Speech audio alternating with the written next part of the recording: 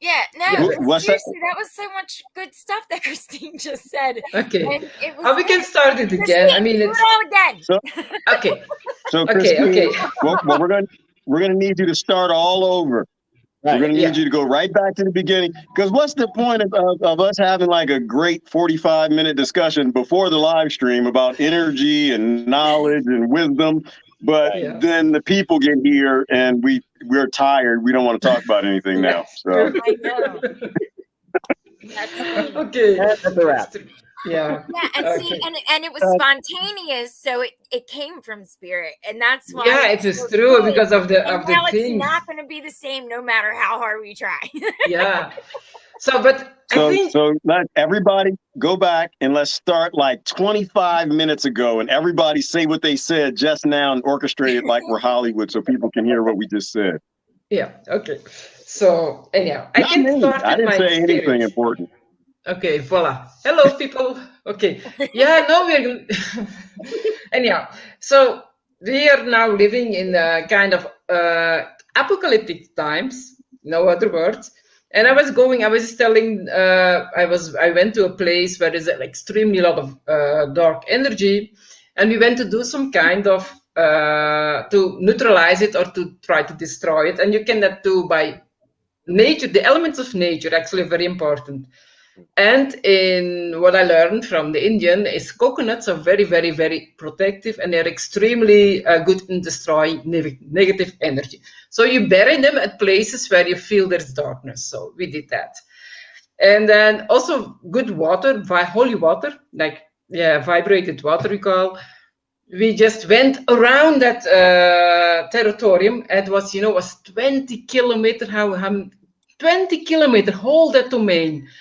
And I poured water and water, and people were like, what she's doing is like water and water and water and water around. But I felt good because my the energy was always going all over my head, so you're protected then.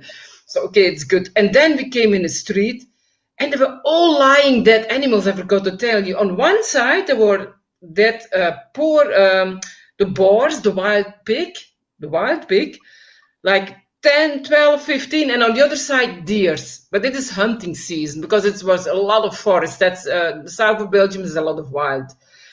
So and suddenly, we saw. That was the first one, and then suddenly we saw I was doing something, and then burying something.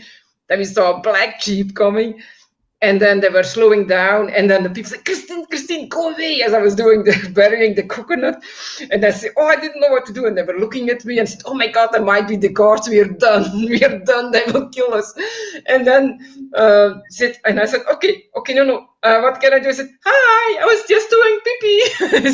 And then they ran away because I came from, I'm sitting down, and they came up and they went away. So, and we finished it totally. That's 20 kilometer line. We drenched like how many, like 25 liters of water, like vibrated water.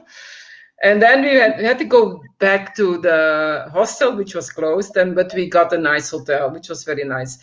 And it was a nice, very, very friendly city, and people we didn't have to use the COVID pass because I had COVID, but the others didn't. So, but anyhow. But why I'm telling this, that now we are really living in the apocalyptic times. And it means that you cannot identify with anyone besides your spirit and your intuition or your alignment with the divine energy. So whatever you like, I like this person, I like that famous person, I like that politicians, whatever you do, you cannot be saved because the big destructive powers, which will come anyhow, it's like the last incarnation of Christ, will just destroy negative energy, whether you might have been good behavior, but you say, oh, I like this president or I like that president. It has no use because then it's in your energy, and the destructive energy will just take it away because it's with a lot of darkness. And that's the say, you can only be a light, so people with your spirit and with your heart. That's the only thing can you do. And she said also, which is my guru, the time will come when the living will be jealous of the dead, and the dead will be jealous of the living, which means the living who has followed the wrong path, they will feel a boiling pain in their body, and which cannot be cured. the dead who did also a lot of wrong, they want to be back alive, but they're in another realm which they cannot get out of it. So you said the only thing you can do The is zombie follow your heart. apocalypse. Hmm? The zombie What? apocalypse. I was waiting for that to start. It's been taking way too long. It is starting. And the only thing we can do is Right. follow our spirit, share and love. The only thing you can save yourself is by helping each other, by helping other people. Because if you go in fear and you think, I need food or whatever, that will not help. It's better to die because we are just energy than to start fighting or to be fearful. That's it, she said. But that's not it. That's not it, Christine. You also got to find Rick Grimes, or you need to find Will Smith, or you need to Daryl find who else? Dixon? Daryl Dixon. You'll know him because he'll look like he's racist, and he has a crossbow And he has a and a crossbow. motorcycle, and he has a crossbow, and he talks real rough, you know. And that's how we make it through the zombie apocalypse. Yeah. Because Oh, that's yeah, what you you know just what? described. You described the zombie apocalypse, which is actually in the Bible too. I knew Yeah. it was I was coming. going to say that what your guru said about the dead will wish they were the living, and the living, that's a scripture in Revelations. Yeah, it is. Yeah. Oh yeah. I even didn't read that. I know it from my guru. And the but, dead walk. Yeah, that's The dead scary. I walk in the thought that was Bible. scary, and I think, oh, I felt my heart like, oh my God, I get scared when I hear this. But okay, I made my decision already a long time. But you have to, just have to be there for people. Just help people when they need the bread, you give them bread. And when they need something to food, you give them. When they need money, you give them money. What else is money? She said also, what is money? What are you always following about money? You're so foolish. What is money? You're the slave of money. You're the slave of your possessions. You're not possessing it. Money is possessing you. They That's possess what you. she said. Yeah, money is possessing you. Because then you keep working for those things, not those things working for you. Yeah, that's true. And she said also, no, that's like Jesus. She said, what Jesus said, the birds are not worried about their food. The birds are not worried about, yet they are always fed. I mean, they have always food and they always have shelter because animals are always in alignment with spirit. I mean, with the nature. So they don't have that thinking like we have, worrying about something we should not worry. Because when you do what you need to do, when you follow the right path, there is always a solution. And I read a book, and that was from someone from Morocco, and she was in the beginning of the 1900s. She was married to a high general who was very loyal to the king of Morocco then. But at one time, the son followed up, and the son was kind of a weak leader. I mean, and he thought the general would take over. So they brought everybody to jail and tortured them for 15, 17 years, and with 5 children. They survived. You cannot imagine how people can survive. That was 15 years. They had only like maybe such a little bit food, rotten vegetables and rotten meat, and they did survive because the mother were they never compromised, because they say, if you do this, you get healthy food. If you do this, you get healthy food. But they never did. And also the children, because the mom taught them really good values. And then they could escape at one time, and they escaped to another country. And they were totally guided by a light spirit. They said because in they were Muslim, they believe also in Mother Mary. So they always felt that Mother Mary was guiding them. That was nice how they described it. And they were young children. The youngest one was 3 years old, and the oldest was 18. But they were, from that time, like 15 years in kind of very awful life, prison life. Really crazy. But they say you always have to do the right thing. Welcome, everybody. Hey, hang on, Christy. Welcome, everybody. It's Christine, Gerard, and Susan, and Jonathan. Welcome to Ancient Knowledge, where we discuss an ongoing discussion about ancient knowledge. And Christine is on way too much coffee. Yeah, What's that? Usually that's me. Okay, that was some good energy juju she got back from the universe for doing that ritual. Because she's yeah. She's on it. Like that's Gerard right there on coffee and everything. And then I'm Christine. I'm quiet and patient and relaxed. Anyhow, but it does do good when you do good stuff, actually. And this is kind of subtle, very on energy level. So a lot of people think you're crazy because I say, I'm lucky we didn't meet police, because I would have thought, oh my God, these people are crazy. We have to bring them to a lunatic center or something. But we didn't see so many people anyhow. It was very quiet.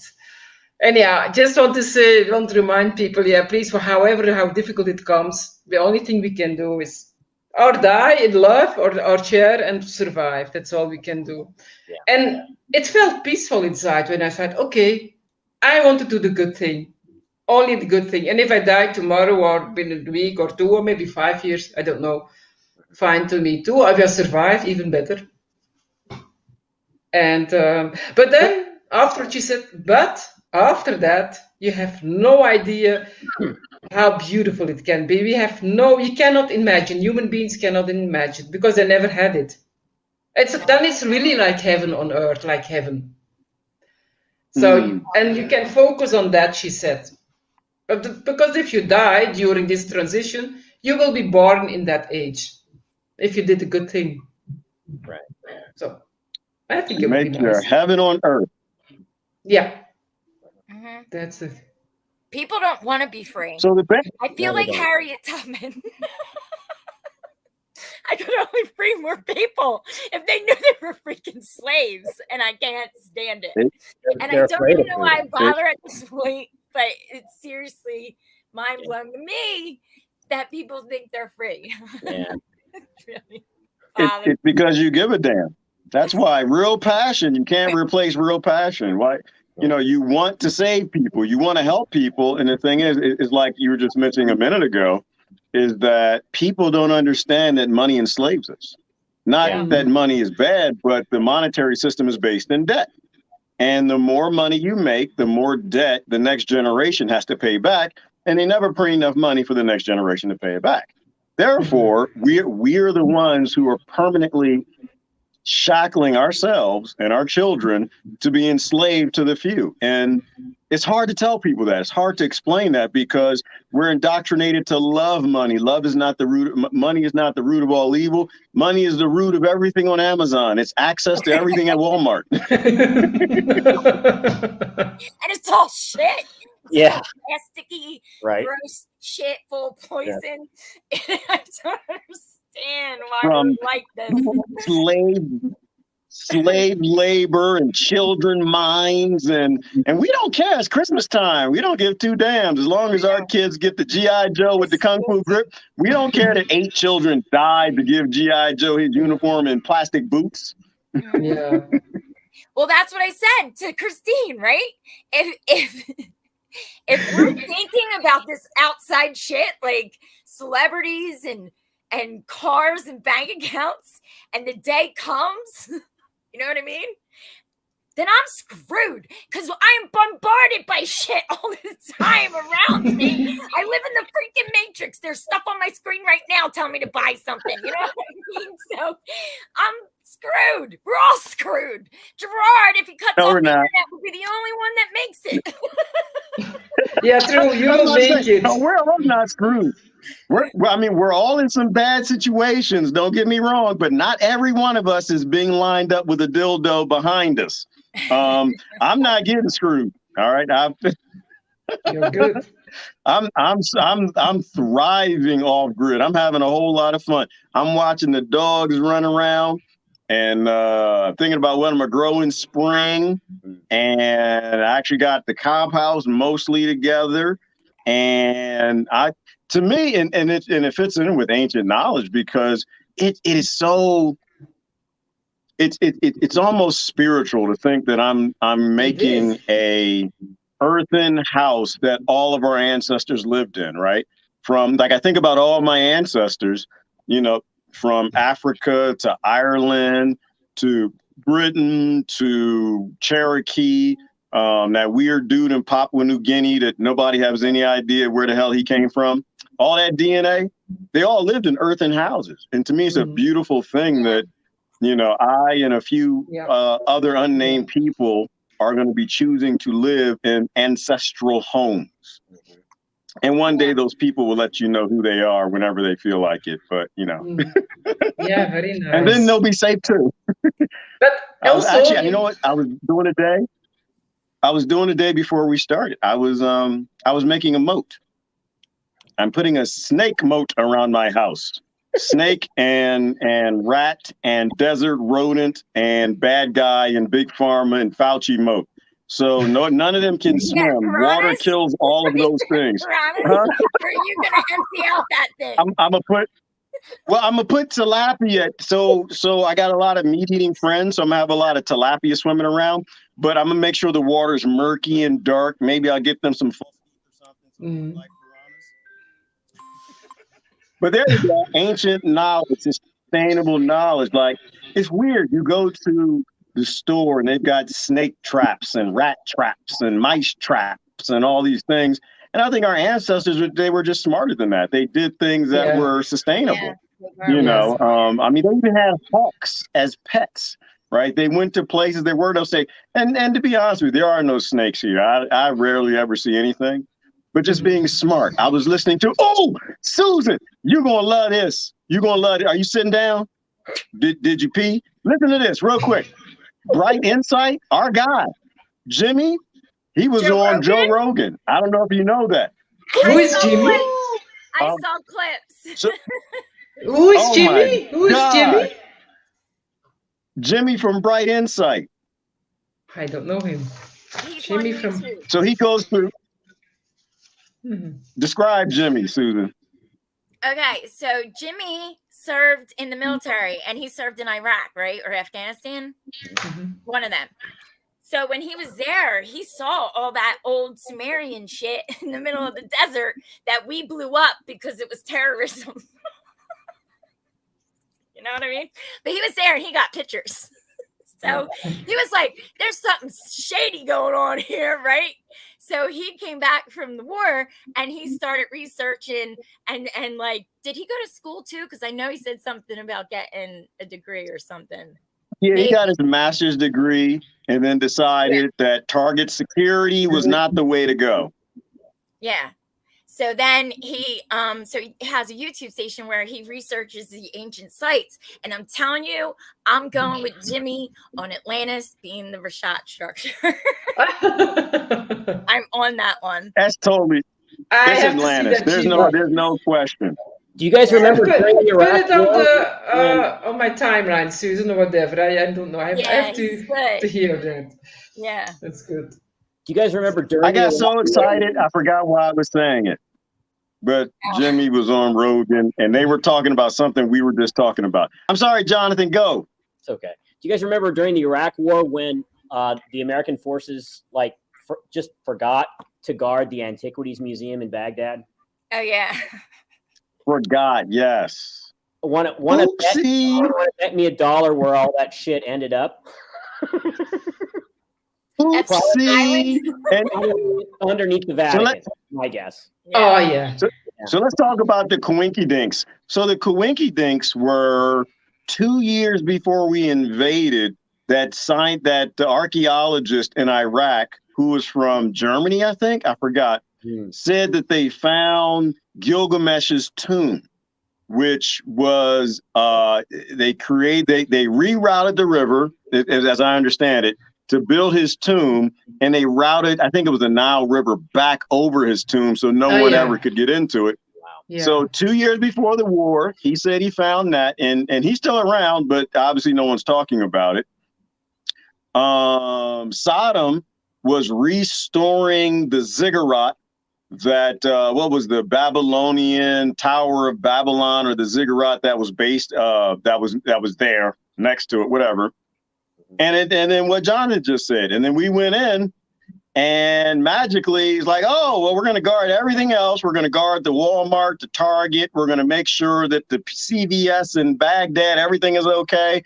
But the museums, just let everybody loot those things. And so people were just carrying all kind of stuff out.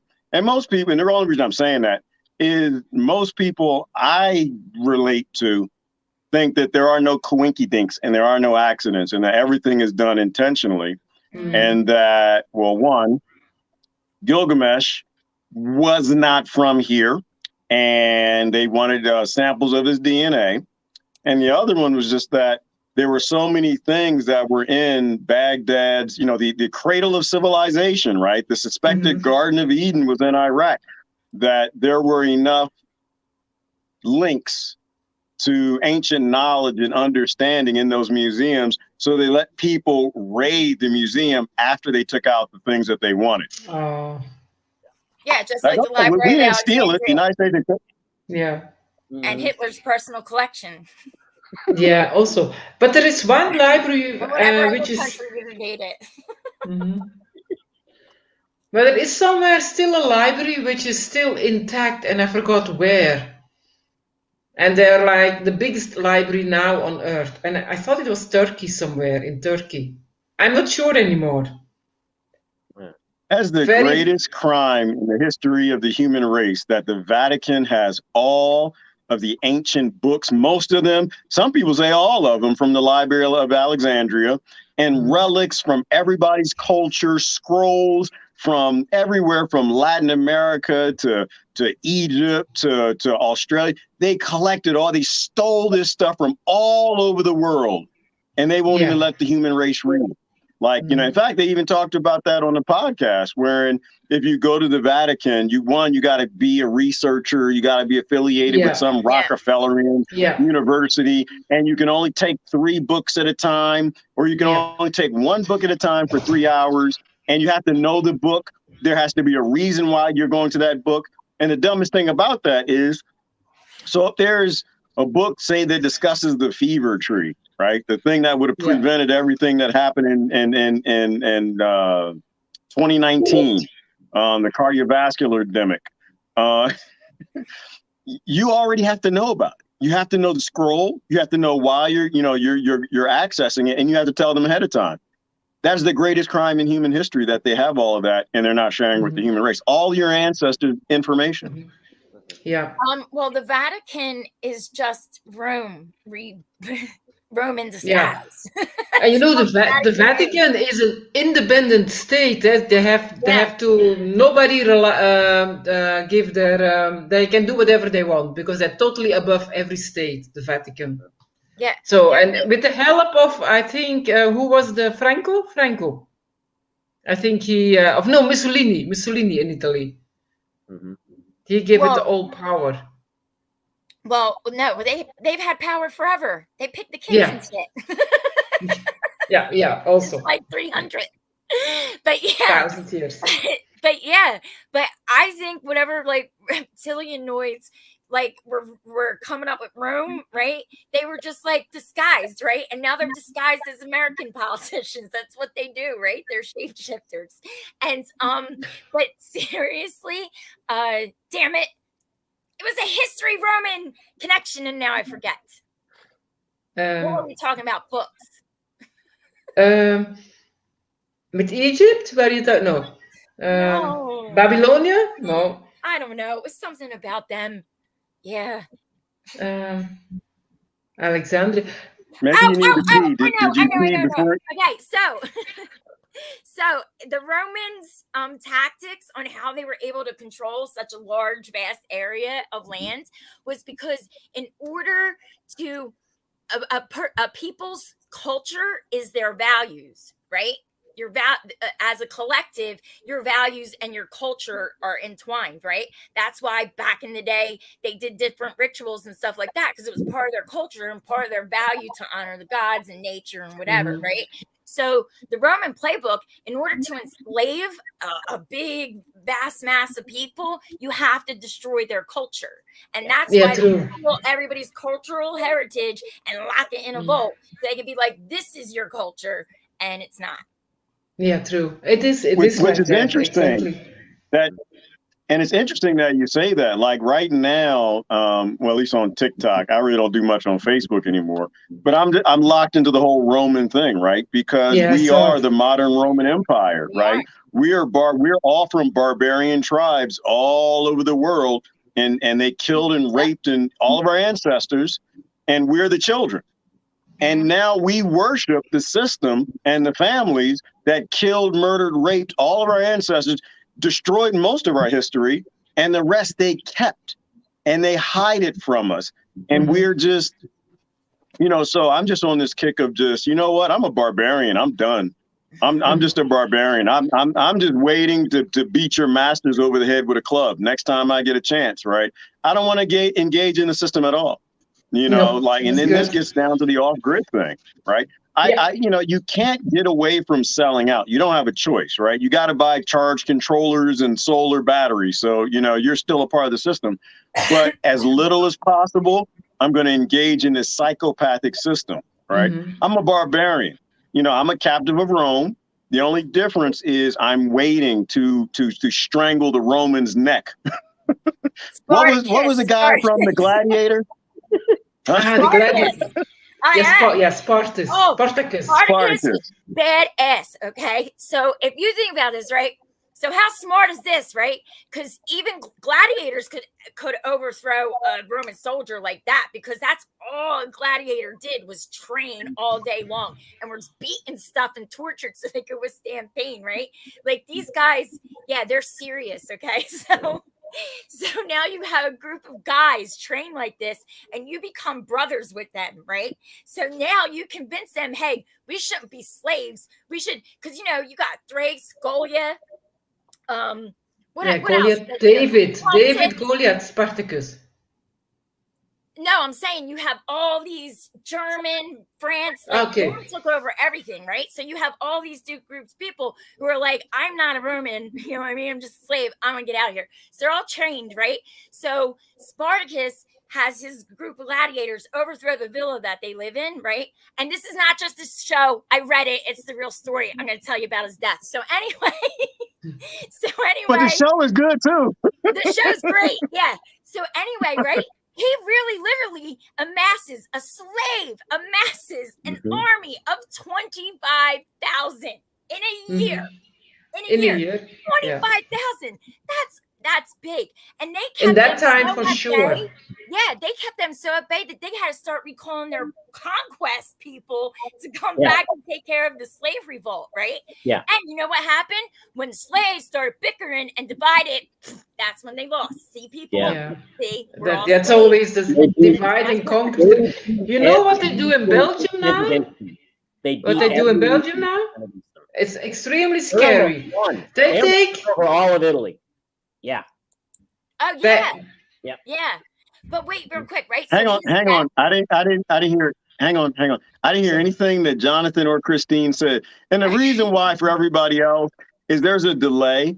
I have a delay and Christine has a delay, and so it's screwing everything up. So if Christine and Jonathan could repeat in whatever order you want. Yeah, but you do first, Jonathan, because you were. The gladiator army under Spartacus beat every legion that was sent against them. And like Susan said, if they hadn't fallen apart from within, and I think they were betrayed as well. And if they didn't have any ships either. Yeah. They cut a deal with the pirates, with freebooting pirates to take them, I think, over to Asia Minor or someplace else. They wanted to get out. They just wanted to be free. And they were betrayed. And I think 3 Roman armies converged on them. Yeah. And it took. Yeah. They beat every single army that was sent against them. They were free for over a year. They took over. I think their whole revolt lasted like 4 years. But they amassed an army of 25,000 in a year. That's and they didn't have the internet. No. But you know what? Yeah. But there is always a spy among, and that makes like also during the Second World War, they were really doing well in saving Jewish people, till there comes a spy who is operating with them for a while and then betrays them. It's always happening like that. There is always some kind of mole unknown who is going so-called with the good people and then betrays. Yeah. But you know, this now is happening in Belgium, and I want to tell because this is how the really Greek states managed to beat the Persians that outnumbered them like 50-1. They Oh, beat them.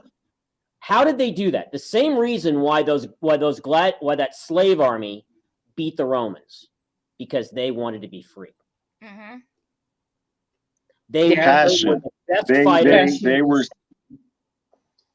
they were slaves, and they knew they were slaves, and they Yep. were done being slaves. And this is the powerful thing about faith and religions and spirituality, is that when you realize that, you know what, I'm better off dead than being a Rockefeller biatch. I'm better off dead than being a Roman slave. Right. I'm better off dead than not having my freedom. I'm better off dead than being an experiment for big pharma. When you finally decide that you got that faith, there's nothing the system can do to stop you, right? The system wants to make it. Everybody in that thing, they want to live.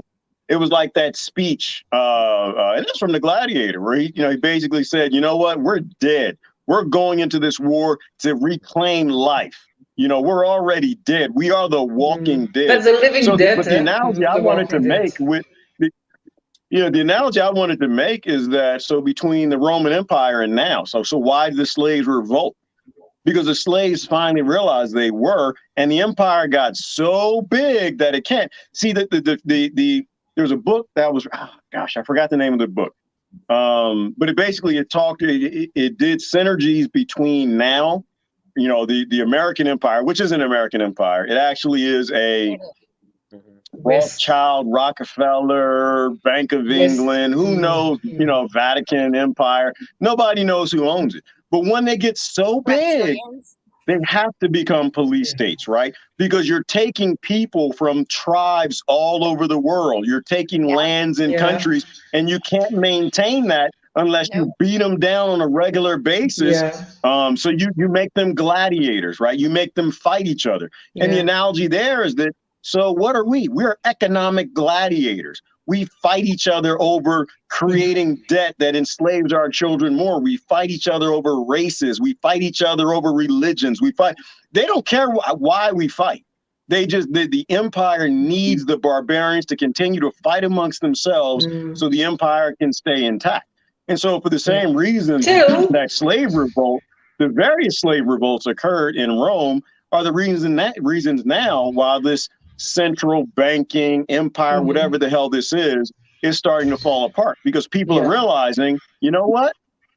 Your culture isn't my culture.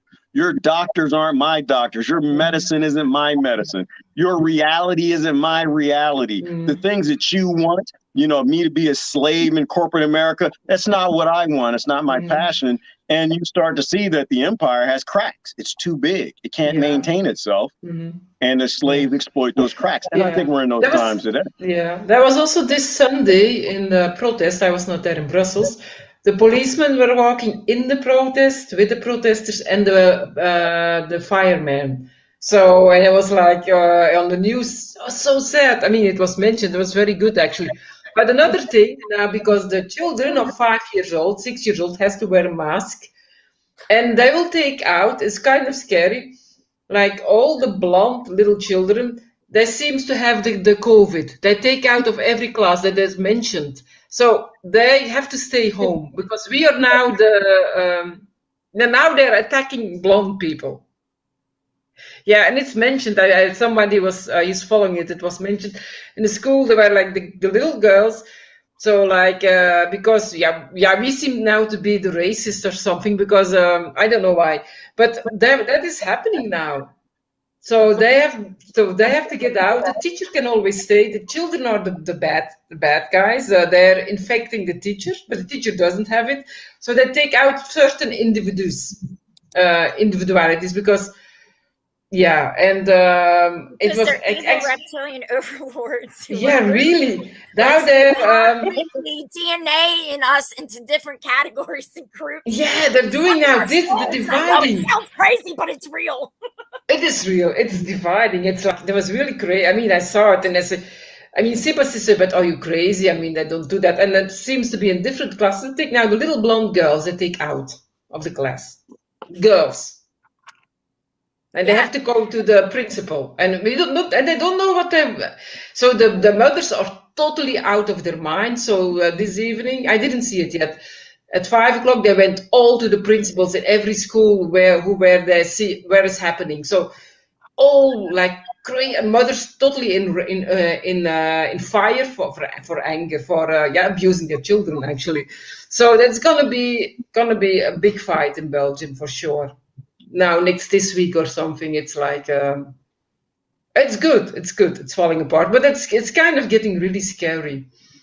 Yeah. Because I take not you, but I take this person out and this person out, and that is scary.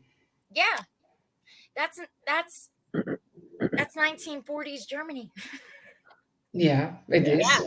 And it's psychological, because then you're like, am I going to be taken out? Where are they taking them? You know what I mean? Like, this is insane. This is so insane that this is amazing. Yeah, and still you have to fight. And I think, what will happen if they come? What shall I do? I said I was talking in the car. So I will not comply. They can shoot me. I will not comply. They can shoot me. It's okay. But we need to fight, actually. But it's like you said, we should walk away out of the system. I can't get away. I can't get away. I can't get out of this stupid country. The Matrix got it. The Matrix got it. Yeah. Like, see, just pick out certain people and look which one they pick. The racist. Talking about people after they're dead, a lot of people that are going to die are going to wish that they had stood up and said something. Yes. Because there's going to be a lot of regret. Because you know what? Every one of us checks out of here at some point. It's not about survival. It's not about extending your life because you're afraid. It's about doing what's right. Yeah. I think more even vaccinated people now standing up because it's getting too crazy. Mm-hmm. Yeah. It's in Austria Austria is very scary now. Yeah, Europe is really getting scary. It's like really Second World War repeating. And but the thing is, if we get the police and the army at our side, we win. Right. See, and that's why, like, I know it's worse there than it is here in America, but that's why it's really scary. It's been scary for me since 4 years ago, because I was like, really bad shit's coming. Nobody's listening. Yeah, right. They're the same. Paying attention, And now it's like, holy shit! Like the train cars are coming, and nobody's doing anything. You know what I mean? Because like if they're already doing the vaccine passport and IDs and stuff like that, what do you think? It's not going to come here? We talk about the international economy and the economy of the world and blah blah blah and global and da da da. We are totally tied. Apparently, America can't do nothing by itself because we're all tied to all these other countries. So you think that shit ain't coming here? And why do we wait? Why do we wait? Yeah, but they're putting people to be like, oh man, this sucks. Like, why? Why can't we stop it before it gets here? But they're putting people in detention camps now, also in Austria. In Australia, they do it already alone. They do it in Australia. And now a friend of mine from Australia. What are they calling them? She is now taken away by the police because she was next. They went to Uluru Rock, which is very beautiful, very sacred place. They went out of the state, and Uluru Rock was, I think they had to drive 2 days or something, because Australia is very big. Yeah. So they went back because that state was free. I don't know. They came back and they were not allowed to go in their state, and so to go home. And then at some point, and the police, and they were very friendly. They kept friendly and very friendly and friendly. And at one point, the police said, "Okay, you go." They didn't know what to do. They were kind of friendly, so they went home. They could home after 2 days. Then now they're standing everyday police for the house, and they took out the daughter today of the house. She got arrested, the daughter of the mom, because there are two people that I think they're divorced. I don't know so much of her situation, but she's living with her daughter, and they took out the daughter. But that is the thing that you make as mother, makes you totally nuts. Yeah. So that's what they do. They know how to. They know how to break us. And Yeah. we keep letting them, but that's the point. Like, being broken is kind of a choice. Like, I'm not saying shit happens and you break, you know what I mean? But being broken is a choice, because then you can be like, okay, I gotta fix this, get better, do whatever, you know what I mean? And like, they know how to break us.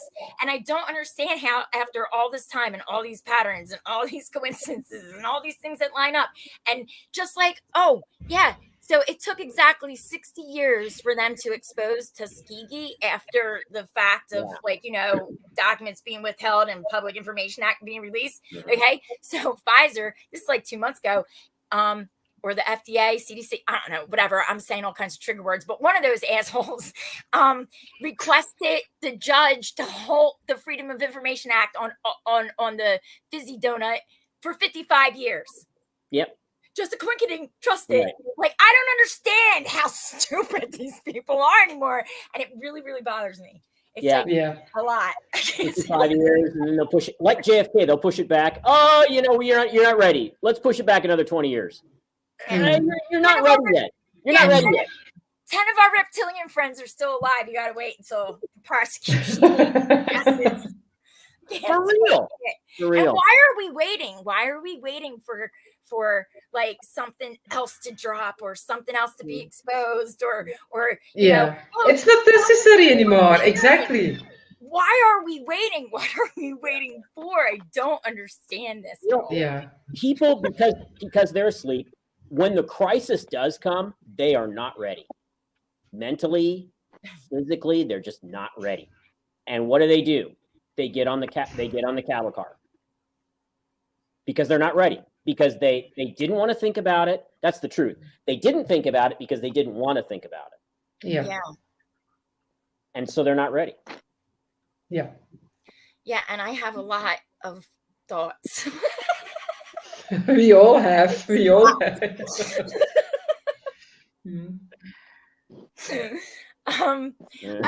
I was waiting for Gerard to come back because I learned something new.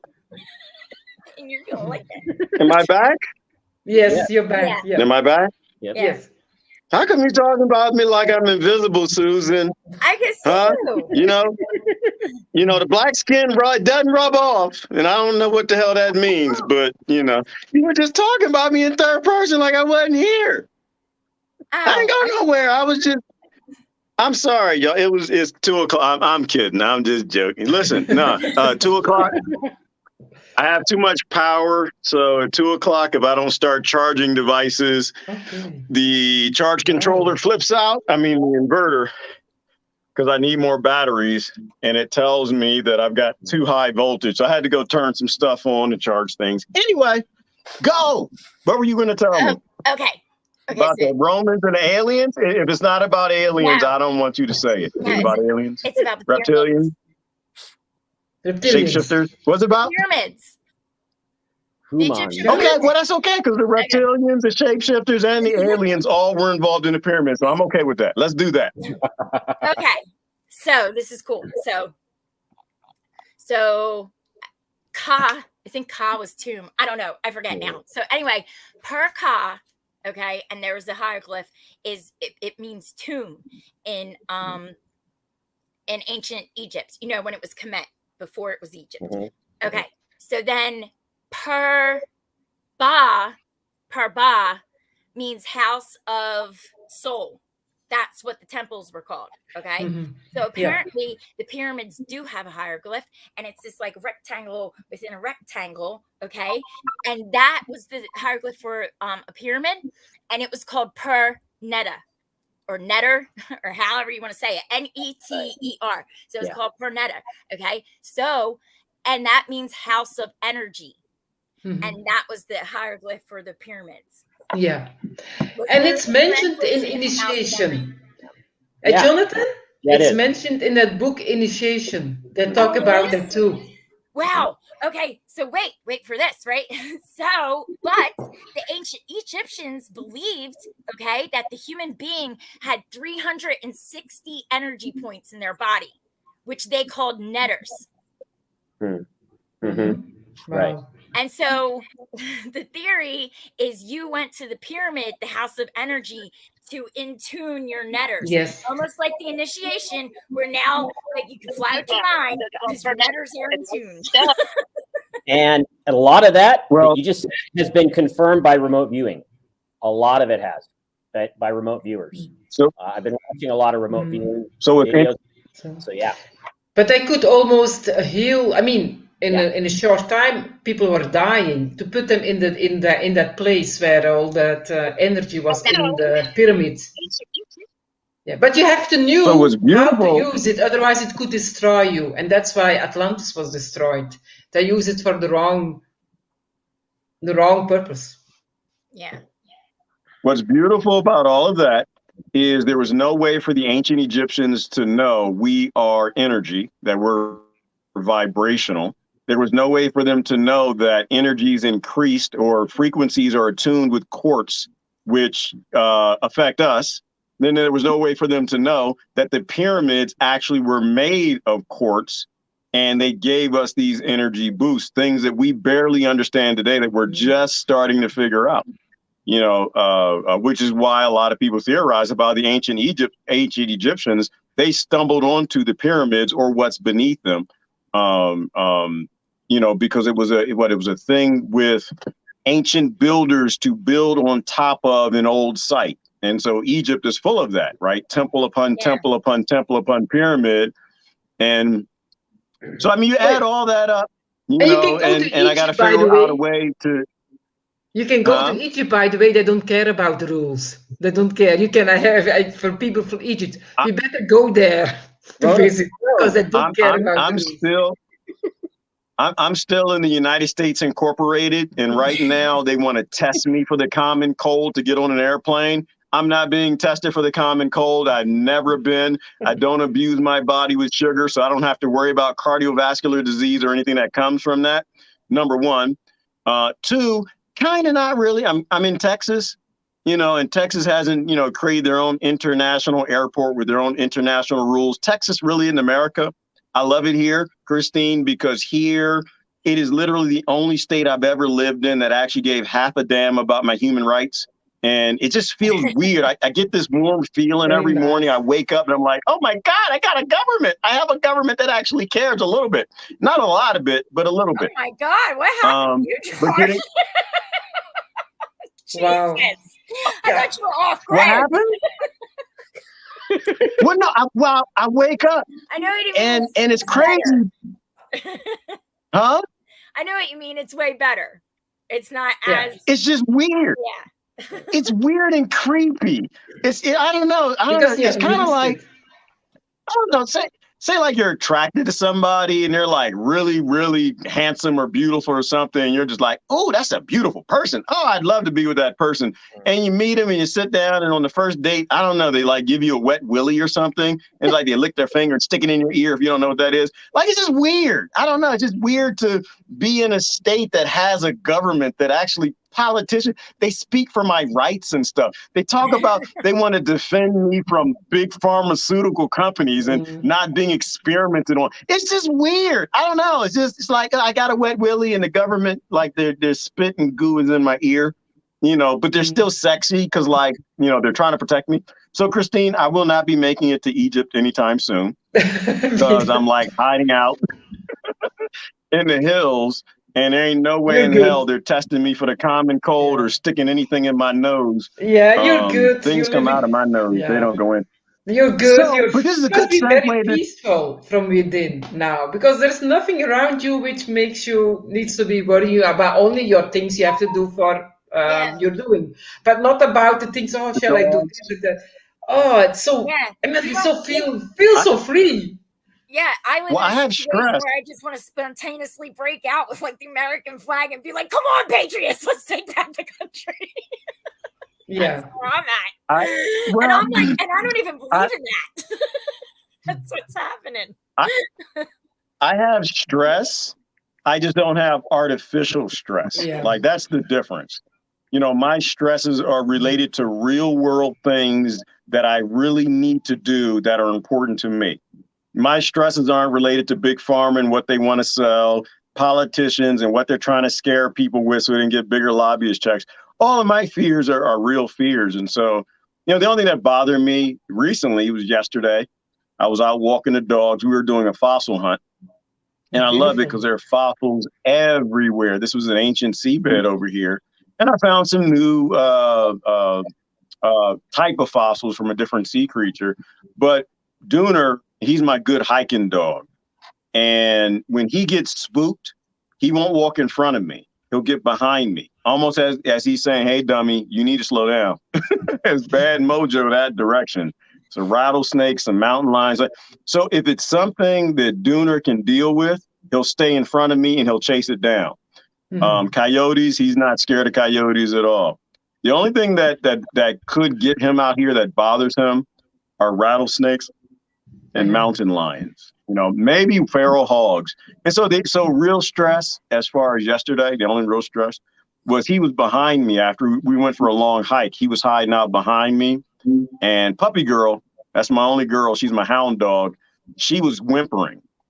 How dogs whine. She was making that noise, and I've never heard her do that. So she's letting me know that she's smelling something that she's not really feeling. And Dooner is telling me that, hey, we're going in a bad direction. So it was real stress. I wasn't really worried. I'm not scared of mountain lions and stuff. I grew up around Democrats and Republicans, and they're far more dangerous than anything out here.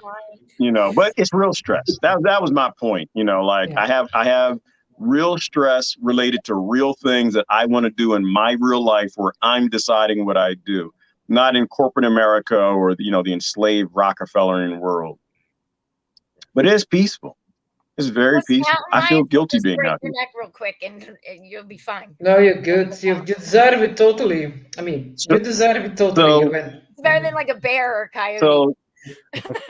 So 99. Well, so that's the funny part is they're actually bear out here also. So they could have been sniffing a bear.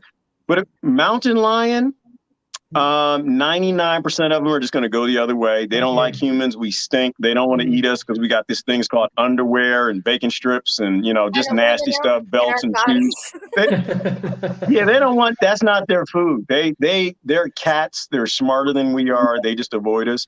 But every now and then, like a human, you can find a psychopathic mountain lion. And they might try to make a run at me, but he's not going to get anywhere, because I'm surrounded by dogs. And everywhere I go, I'm armed. So, I'm not prey out here. But I feel guilty. No, Christine, you that's shouldn't. You worked so hard for it. You worked so hard for it. My God, you deserve it. Yeah, you totally deserve it. That's not something I can accept. And I don't want this to be an off-grid discussion, but, I think part of why I did it the way I did it is penance. I feel guilty. I'll be perfectly honest with everybody here. It's not that I deserve it. I felt guilty because I've had such a privileged life. I've had such a wonderful life as a supremacist. I had a great mom and I had a great dad. I had a great upbringing. I was given so much privilege in my life, and I lived a life that I shouldn't have. Right? I'm gonna tell y'all a little secret. So I went to college and I didn't finish. But guess what? I hired people who worked for me on my development team who had PhDs, right? I turned them down all the time. I've had so many opportunities in my life. I was actually really good at what I did. And so my bosses never cared because I made them look good. But I feel guilty. I do feel guilty. And this was kind of a penance and roughing it because I feel like I've had a life that everybody should have, right? Every dollar I made, I took food out of the mouths of poor children, right? Trailer parks, ghettos, and burials, the things that we always talked about. Yeah. So, Christine, as much as I want to sit back and say I deserve this life to, living, I'm not free, but I'm free-ish. No, I don't deserve this. I deserve death, right? I'm a Rockefellerian. I'm a Rothschildian. I did a great job stealing money out of the mouths of poor people who weren't born in privileged places. I deserve death, along with all the other Romans. So outside of the fact that just got too curious. I don't deserve death, Gerard. You've changed. Yeah. Come on. No. So No, you don't. I You do work hard. because You wake up every day and build shit in the desert. Like, I think that's like, you don't understand what that is in my head to even grasp, okay? And you do that, and you do that by yourself. Are you serious? You earned that, and you should not feel guilty. No, to you should take not. pride in your accomplishments at all. Because Oh you my God, we have a changed. therapy session here. No, but it's no, and anyhow, you changed totally. Yeah, you changed totally. Nobody probably. I mean, you're the one. I mean, yeah, like you did it. You yeah. changed totally. How many people Yeah. do change, knowing that they're doing wrong?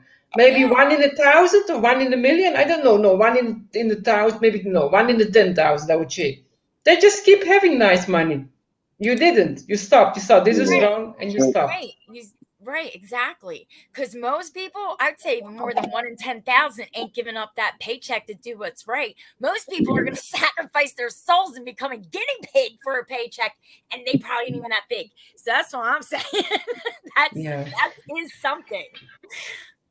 You know? Yeah. So I still feel guilty, and I appreciate that, you guys. But you know, and I don't know who those guys were who used to whip themselves, right? Like they've sinned and they're just constantly beating themselves, and you know, they walk up that mountain on their knees or whatever. You know, I to a degree, I am punishing myself. To a degree. I mean, you know, so I'm not going to go through that because that gets really weirdly needing like psychological help type stuff. But I wanted to say this real quick because it got too serious. But he has a Pisces moon, right? What? Don't Gerard have a Pisces moon? He has his moon in Pisces, his Jupiter in Pisces, and his Venus in Pisces. So he wants to sacrifice himself for the humanity. Yeah, that's true. I have no idea what any of that means. Yeah, we know that's what it is. No, it's a good. I mean, it's a good thing, and it's not a good thing. It's like the Pisces thing can be the martyr and the sacrificer, and the feeling guilty. Pisces feel easily guilty for what things they're not guilty of.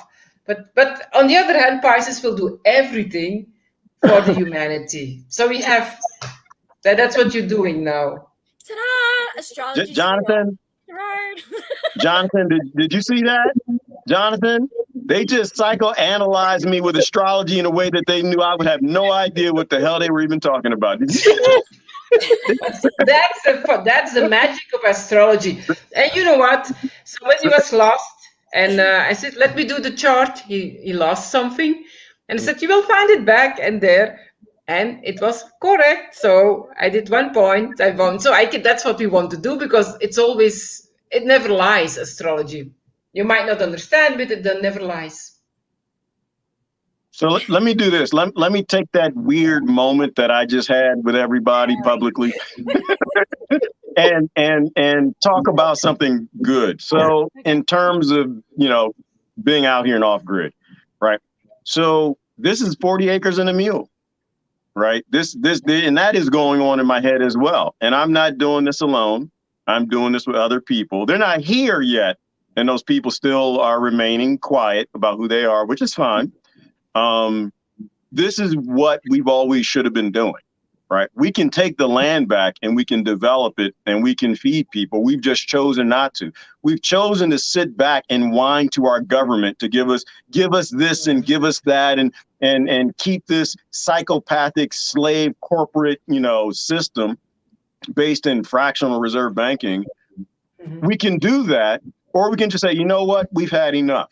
We are going to take the land back and we're going to share it out with the ecosystem, the humans, the deer, and everything else. Yeah. And the beautiful thing is the model that my friends, my secret friends and I have of buying land up, developing it, putting people on it, and sharing those resources with people who aren't even on that land.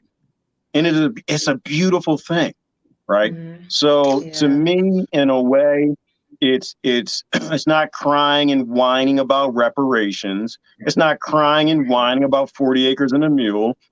It's not quite, it's not fighting in victimhood over who had it worse in the latest colonizer event that we've been doing through all cultures all over the planet since the beginning of time. Mm-hmm.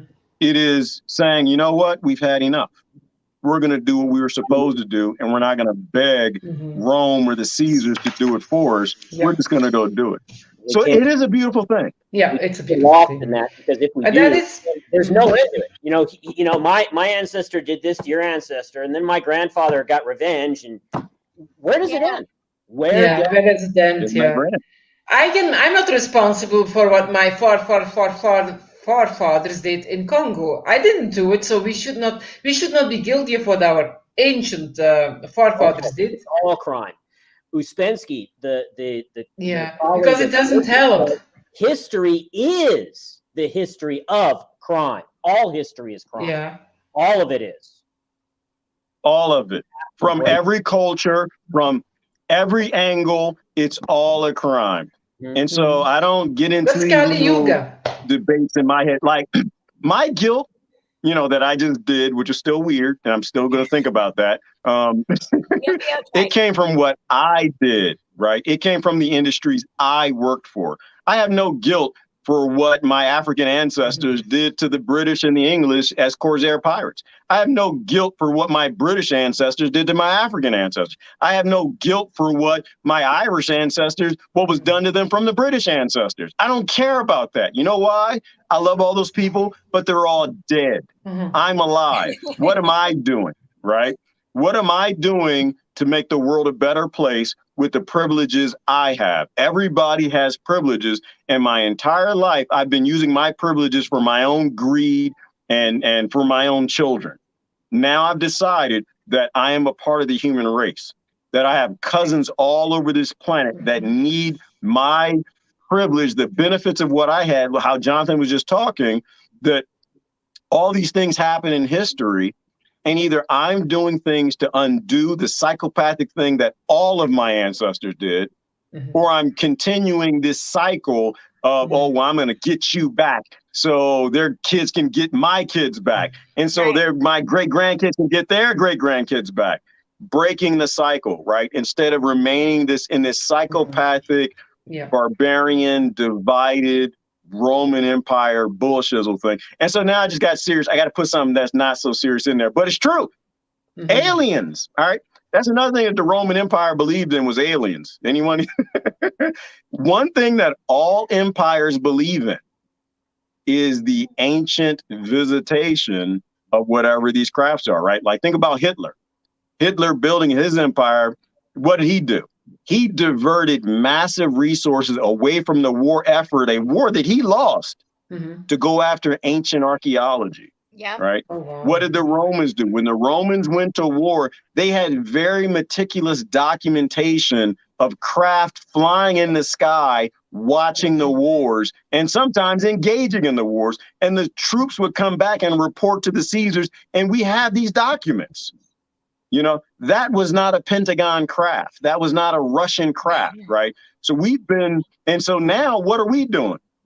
Our Pentagon is telling us the aliens are here, right? These craft are coming out of the sky. And so empires, I think that all empires engage in ancient history, the visitation that resulted in, all these world religions coming about, the creatures from the heavens, the gods, the creators. Probably because once you become an empire, you have so much information from so many sources that the only way for you to keep your empire is to start to try to understand these things that our ancestors all talked about. And I think that's where this Bank of England, United States Incorporated empire thing, it's in a place where it knows that it needs to dominate energy. And the only way it's going to do that is with the craft that have been flying here for thousands and thousands, if not millions of years. And so it's admitting up to the people, the aliens are here. Be very careful. You don't want to get abducted. And a lot of it has to do with them reverse engineering these craft the same way these thousands of whistleblowers are saying that they are, which is another key component to freeing the human race. If we actually get governments to stop hiding the technology that they have and passively, quietly releasing them through, like Google patents with this TR3B, this electromagnetic engine, which is basically free energy that they don't want people really talking about, but they do release to the public, but only people who actually go look it up will know it's there. Because a slave plantation will never tell its slaves that they have the ability to free themselves. A slave plantation will never teach the slave blacksmith how to make guns or gunpowder or swords, right? Anyway, that was my Christine salute. So I had enough caffeine that I just did my rant. Okay. No, it's true. They're not But- interested in I mean- teaching slaves how to free themselves. Really? Yes, No. that is true. No, they are not. Mhm. No, but Yeah, I but don't understand how I'm not- people just don't naturally grasp the fact that they're free. Like, how do you not know? You're here. You're breathing. You're like we're like alive. You know what I mean? Like, I don't understand why we're like, oh, but I need somebody to tell me what to do. I really Yeah. don't get that. I don't, because actually in this psychopathic society, according to my moral values, they're like nicer than the things I have to do to survive in their thing. Mhm, mhm. You know what I mean? Like, I have better morals than the government does.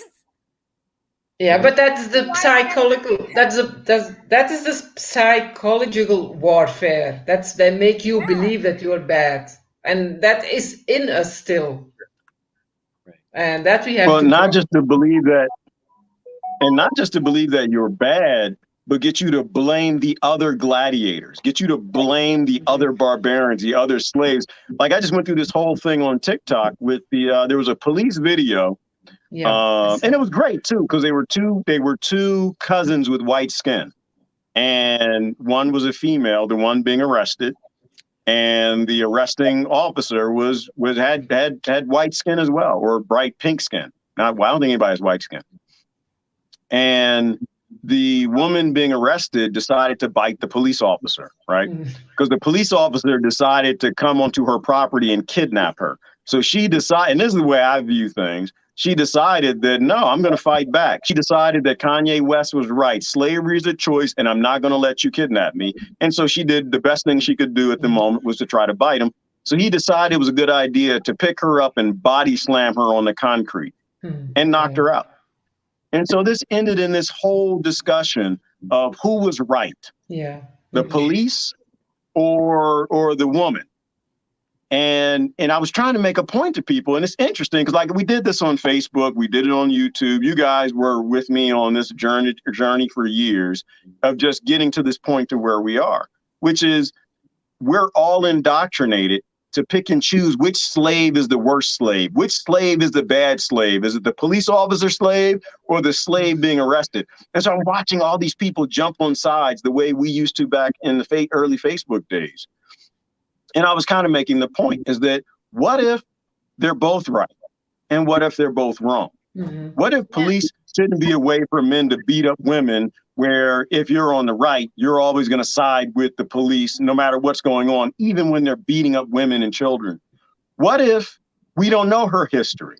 What if she was raped by her uncle or her cousins or her fathers, and the only way she could fight back was biting? What if there's, we've got this system that creates psychopaths out of people or gives everybody a form of mental illness where it's okay for a police officer to beat up a woman when they want to or shoot a child when they want to, or the woman to actually fight back and try to preserve her freedom from being kidnapped?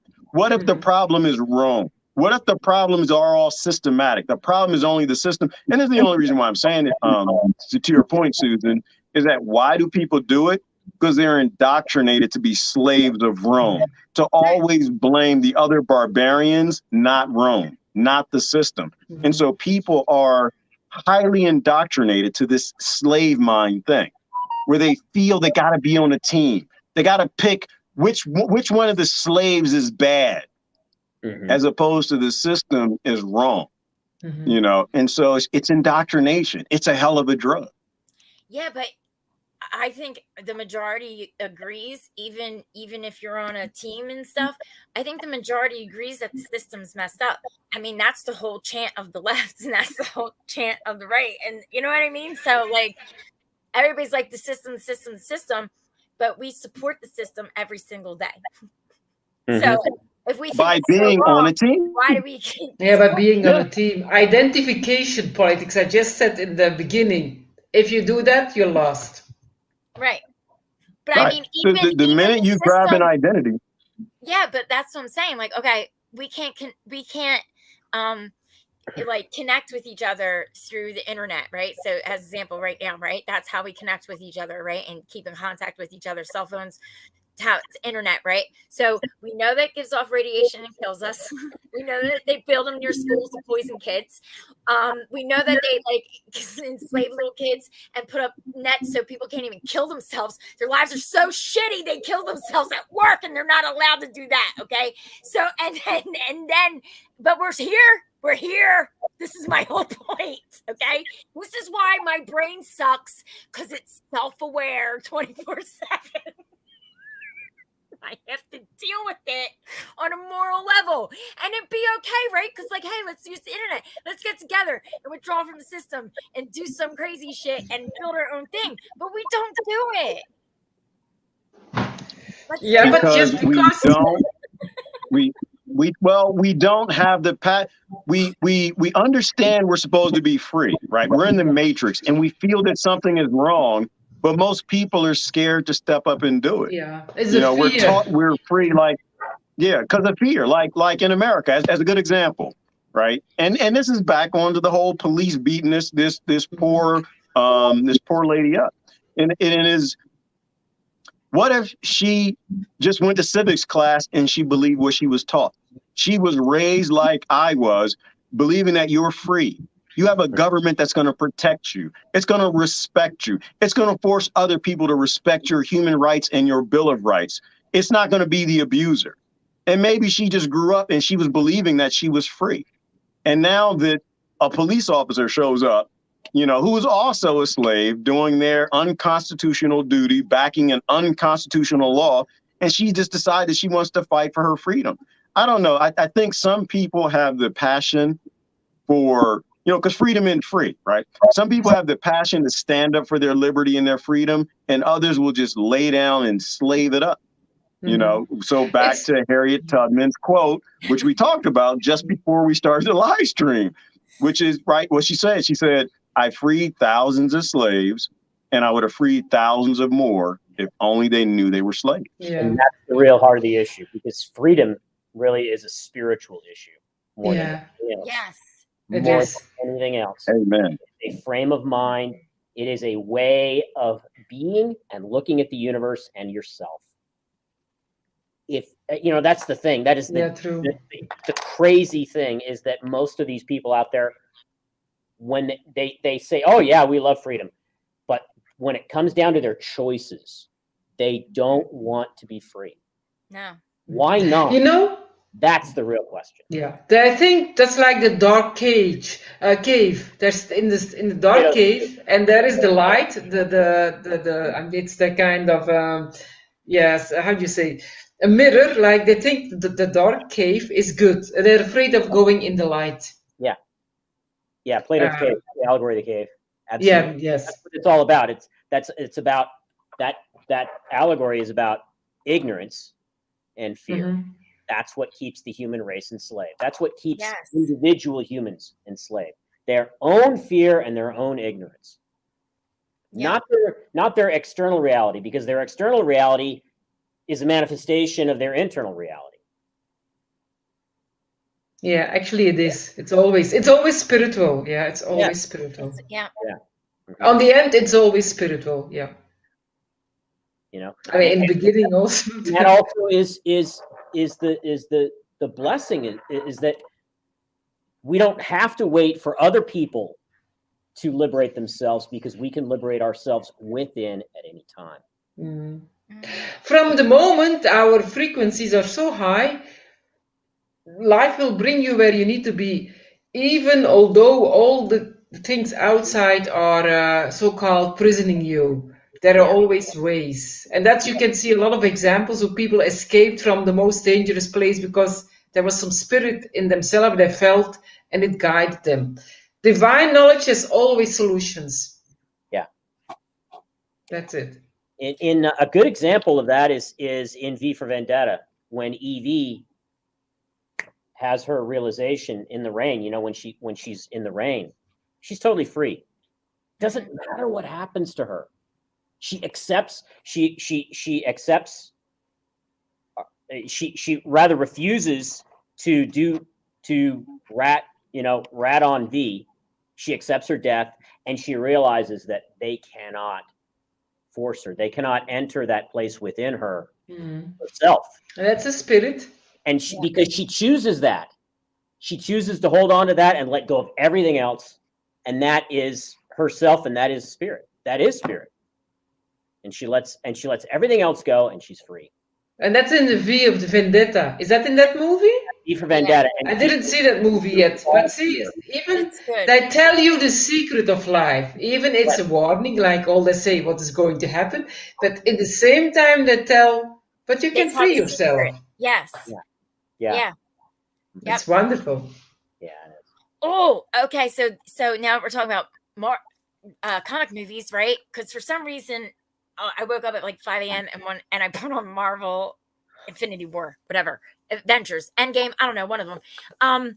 So wait, when they sacrifice, okay, so to get the Soul Stone, okay, they have to sacrifice something they love, which is usually a person that's with them coincidentally. But anyway, yeah. So but they're at a temple that kind of looks like the temples in Teotihuacan. Yeah.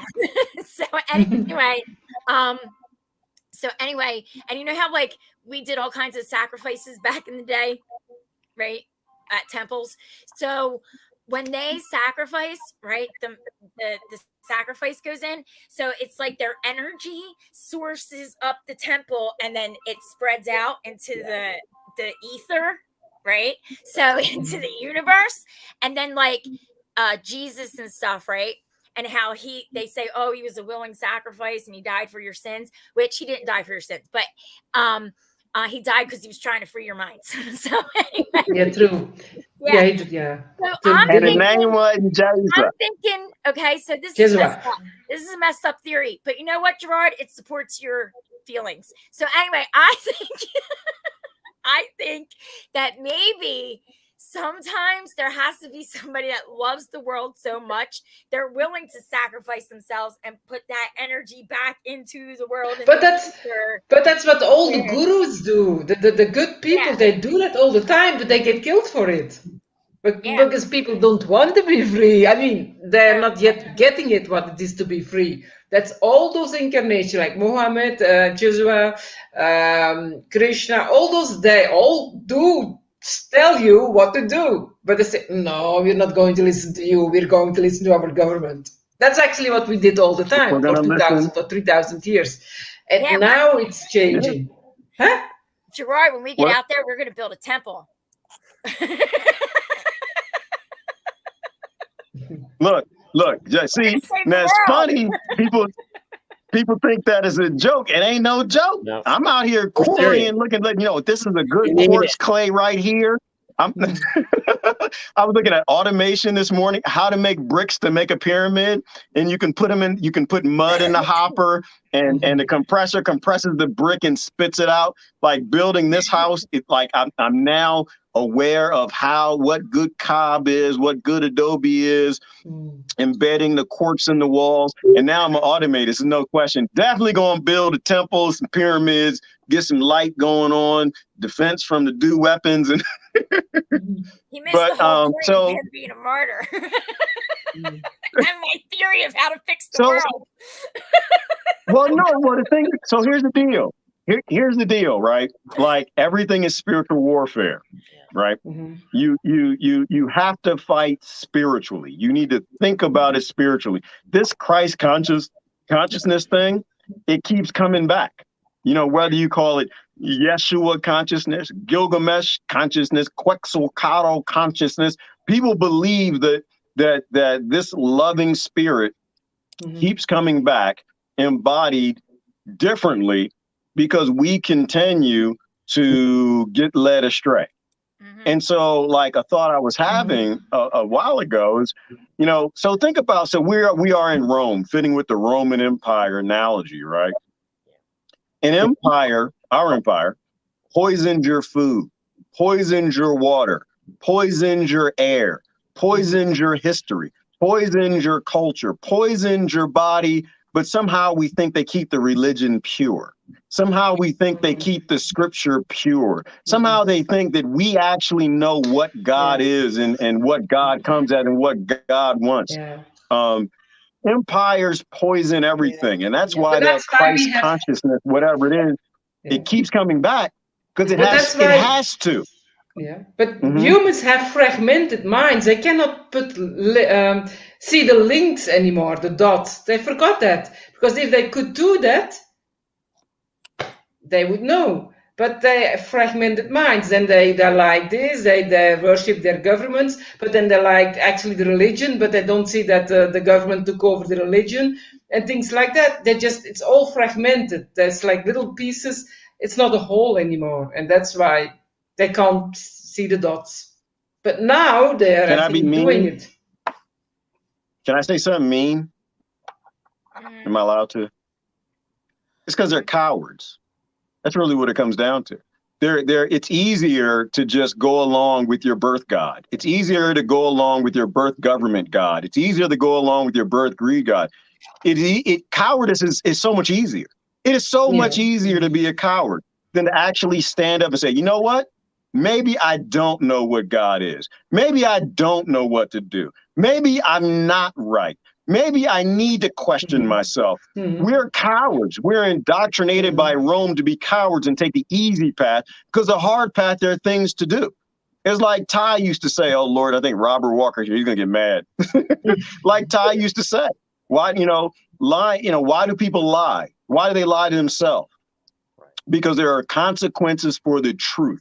Yeah, always. And people are scared of truth because they're cowards. They don't want to change their behavior. They want to continue to do the same dumb things they've been doing their entire damn life.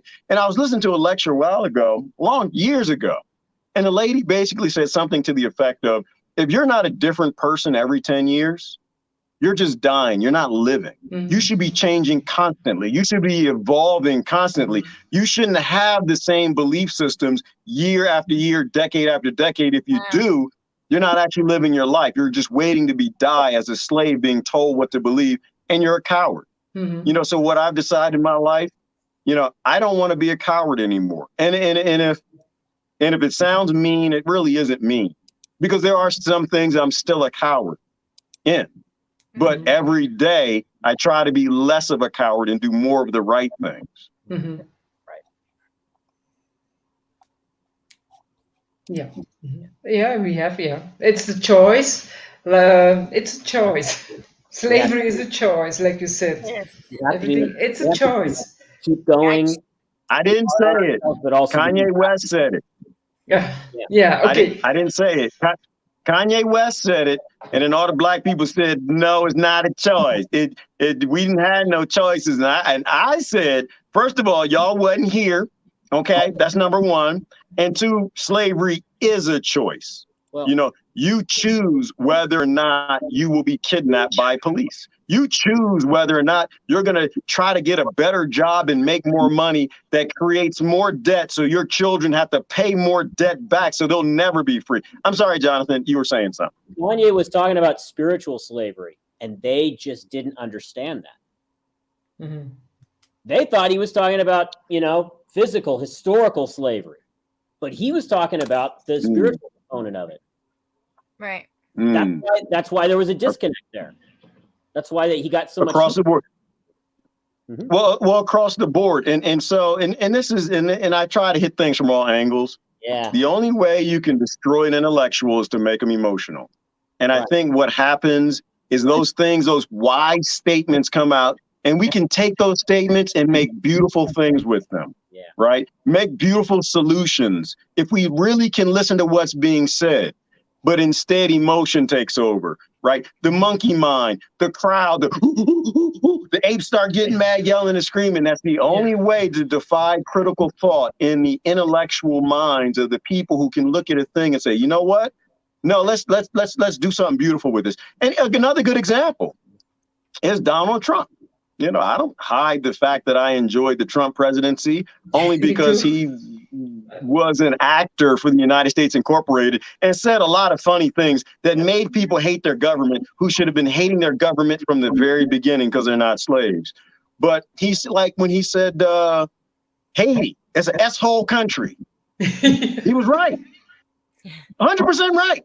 The children can't sleep at night unless the parents make mud cookies and mud pies and shove them in their stomachs so they can go to sleep. Yeah, they literally have to eat mud so their kids can sleep. And we did that. We did that. So, but instead of saying, you know what, he's right, critical thinking, take over. How do we fix it? What did we do to cause it? What are we doing to keep it that way through economic hitmanism? Because I like cheap electronics and I want to keep it that way so I can have fun Christmases and ignore the children over there. How am I a part of this problem? Instead of doing that, we take the coward route.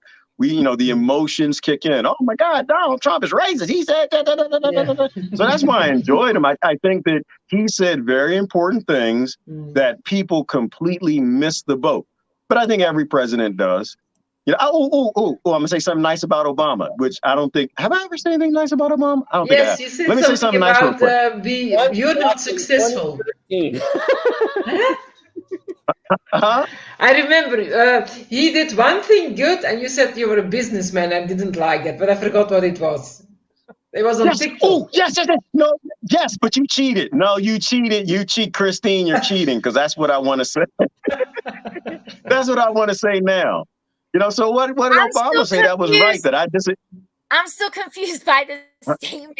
Obama's good. What? Huh? Yeah. No. It's not about being good.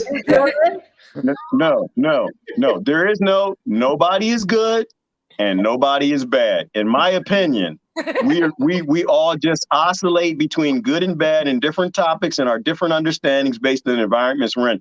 No, I said I don't think I've ever said anything good about him. But Christine, he heard me say that.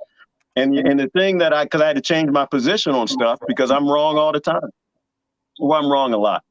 And that is, he said, if you got a business, you didn't build that. We did that for you, right? If you got a job, you got a career, you got money in your bank account, you didn't do that. We did that, right? That we as a community, and he was right, 100% right. I was angry at the time because I was like, no, you didn't build this with me, government. I built this business and it was hard work. And, you know, I went through a lot of pains building my business, right? You know, investing money, getting the power shut off, cars repossessed. I done been through some hell for the things that I've done in my life. You didn't do that, but actually he did. And he's with the Democrats and Republicans who all did it, right? They've been robbing and looting the entire world to give us opportunities in this country.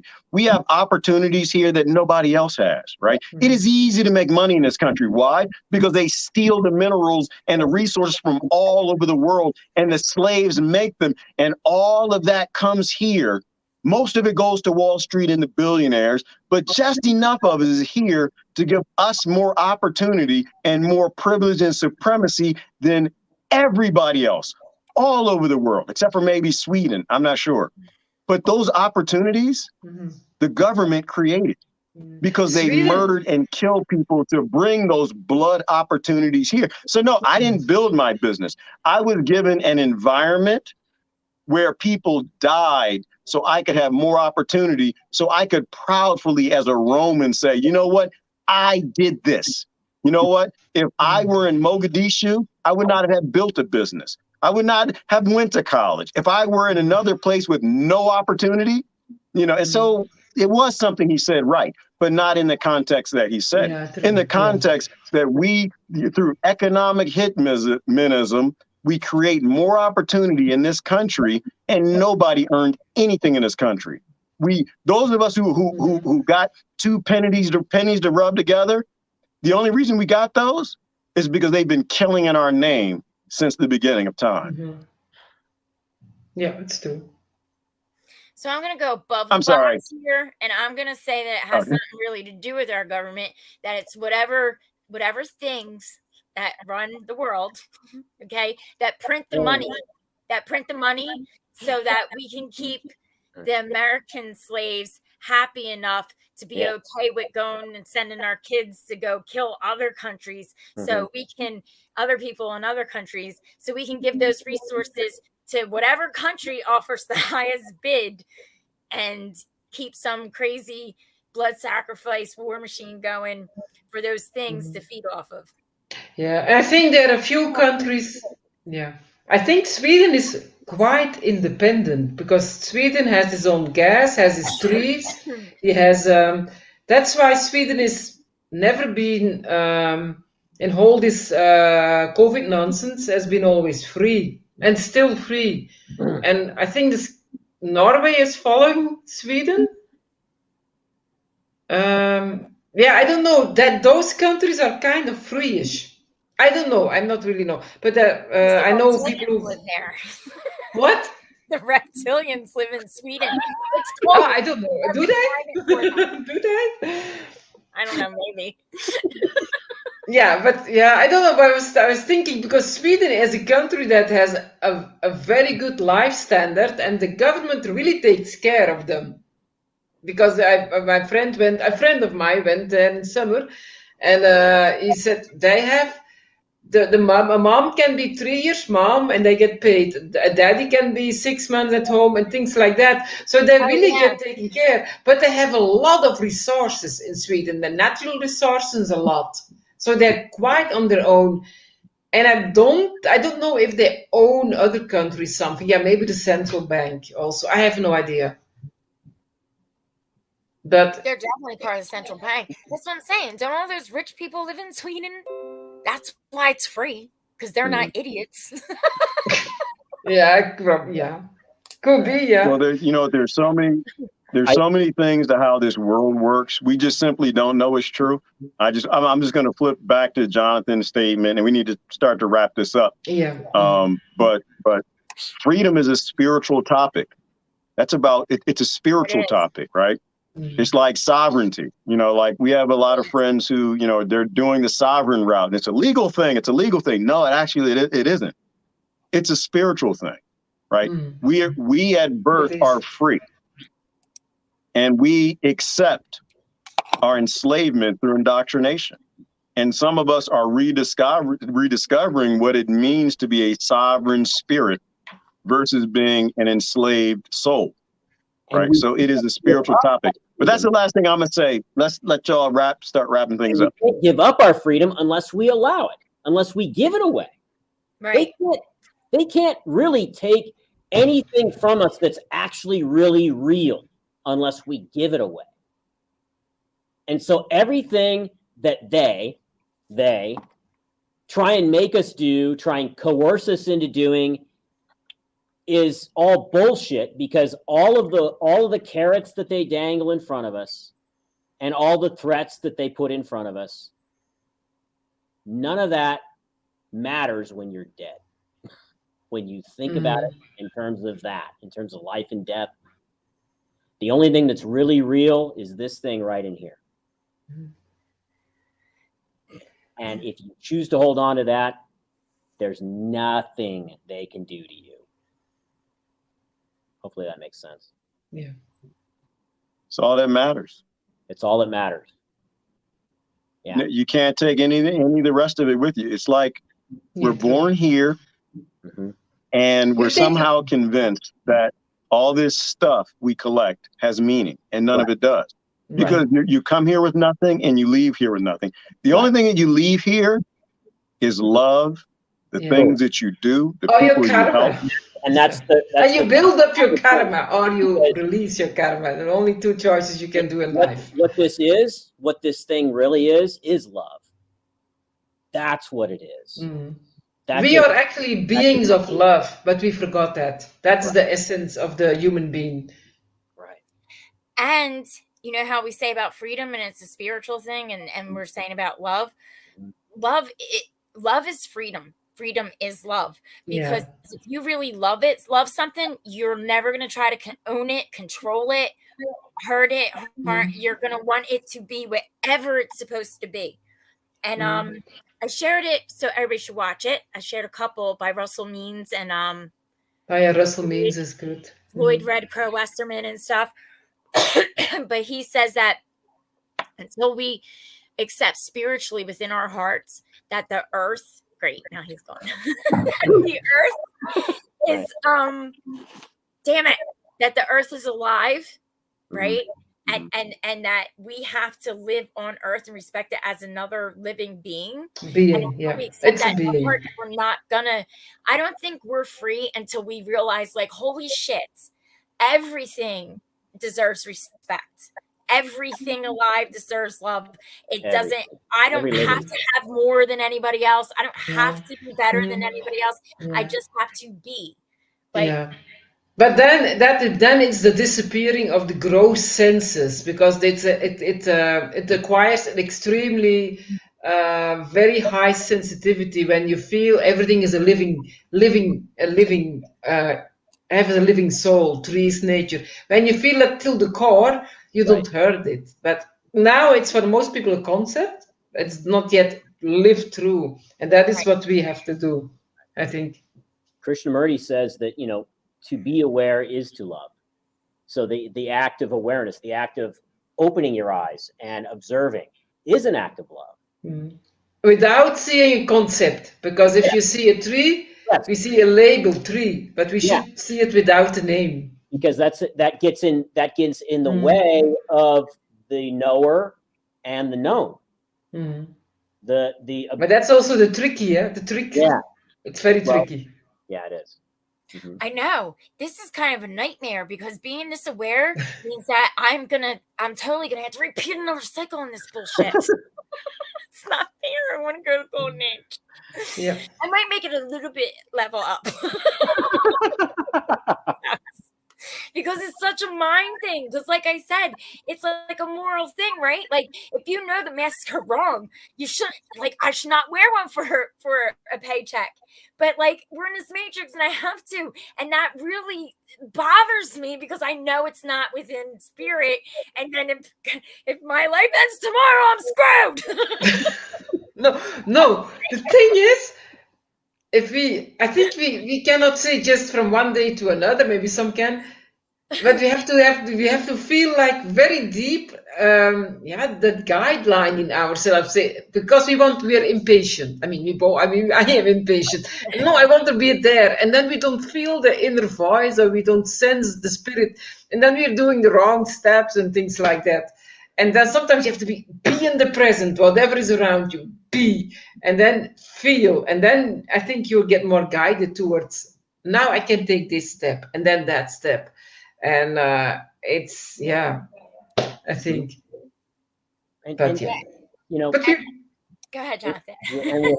And we have, you know, get talking about what you just mentioned, Susan. We have to also realize, you know, that we are in this matrix.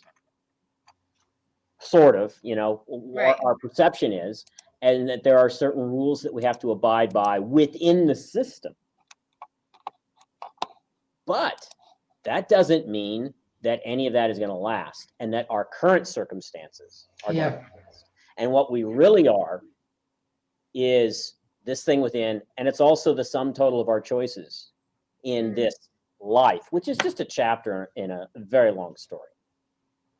And that book is going to go on, and that when this life ends, we're going to go on to the next chapter, whatever that is, and we're going to continue, and we're going to continue to learn and continue to develop and grow.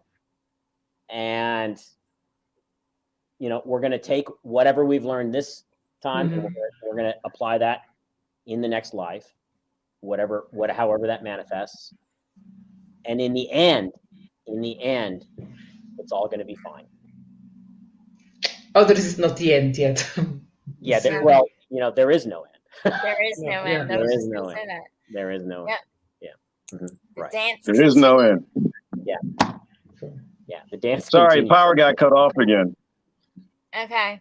Okay. Well, we have to wrap It's up a anyway. weird Right? thing. It's been almost 2 hours. Well, so it's a weird thing. I have too much power. So my power, while when I lived on grid, my power gets shut off. I had no power, no money.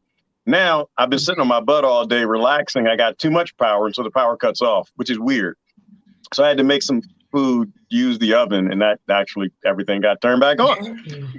Very weird freedom is. I'm Yeah, not that's used to it funny, at yeah. all. It's a very weird thing. So anyway, so did y'all do the wrap up? Yeah, we did the wrap up. We did the wrap up. Yeah. All right. Well, it was wonderful seeing all of you again. The band is back together. Damn it. Shoot. We had to go to the church and make some music. Yeah. you guys know I have crazy thoughts, and I can't talk about this to everybody because when I start saying reptilians and eating babies and stuff, they get all freaked out. So I've been holding it in for like a month. Whew. It's good to get it out. All right. So I'm gonna go. I gotta get back on this backhoe, get some work done. And if y'all didn't listen to Joe Rogan's Put it on the Jimmy timeline. On your Consetti? timeline. Mhm. Yeah, well. Yeah, I have to share it on timeline. It was a great. They talked about everything. They did the Library of Alexandria. They did Atlantis. They jumped around to a bunch of pyramids, Egyptians, ancient knowledge. It was an amazing discussion. And if y'all don't follow him on YouTube, you should. Yeah. The name of his channel is Bright Insight. He's Bright fantastic. Insight. Okay. Bright Thanks. Insight. Go do your homework, people. We're going to have a test next time. Short of that, this is Christine, Jonathan, and Susan and Gerard saying y'all have a great day. Good to see you now.